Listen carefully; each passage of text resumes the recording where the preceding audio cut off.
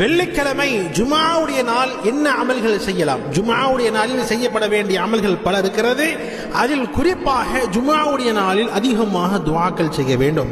ரசூல் ஸல்லல்லாஹு அலைஹி வஸல்லம் அவர்கள் கூறுகிறார்கள், ஜுமாவுடைய நாளில் ஒரு நேரம் இருக்கிறது, அந்த நேரத்தில் அல்லாஹ்விடத்தில் என்னவெல்லாம் துஆ கேட்பாரோ அல்லாஹ் நிச்சயமாக அதை வழங்காமல் இருப்பதில்லை என்பதாக ரசூல் ஸல்லல்லாஹு அலைஹி வஸல்லம் அவர்கள் சொன்னார்கள். எனவே ஜுமாவுடைய நாளில் அதிகமாக அல்லாஹ்விடத்தில் துஆ செய்ய வேண்டும், அல்லாஹ்விடத்தில் துஆக்கள் கேட்க வேண்டும். குறிப்பாக நம்முடைய வாழ்க்கையில் இருக்கக்கூடிய கவலைகள் நீங்க அல்லாஹ்விடத்தில் துஆ செய்யணும்.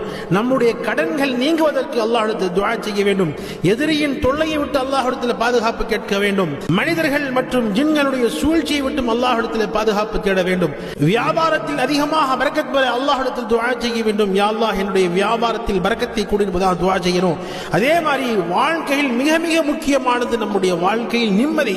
அந்த நிம்மதியை அல்லாஹ்விடத்தில் அதிகமாக இந்த ஜுமா நாளில் நம்ம கேட்டுக்கொண்டே இருக்க வேண்டும். ஜுமாவுடைய நாள் முழுக்க நம்முடைய தேவைகளை அல்லாஹ்விடத்தில் கேட்டுக்கொண்டே இருந்தால் ரசூல் ஸல்லல்லாஹு அலைஹி வஸல்லம் அவர்கள் சொன்ன அந்த நேரத்தில் நம்முடைய துஆக்கள் கேட்டுவிட்டோம் என்று சொன்னால் நிச்சயமாக அல்லாஹ் வழங்காமல் இருப்பதில்லை என்று சொன்னார்களே. நிச்சயமாக நம்முடைய தேவைகளை இந்த ஜுமாவுடைய நாளில் அதிகமாக கேட்க வேண்டும். வல்ல ரஹ்மான் நம் அனைவருக்கும் ஜுமாவுடைய இந்த நன்னாளில் அதிகமாக அமல் செய்யக்கூடிய பாக்கியம் தந்தருள்வானாக.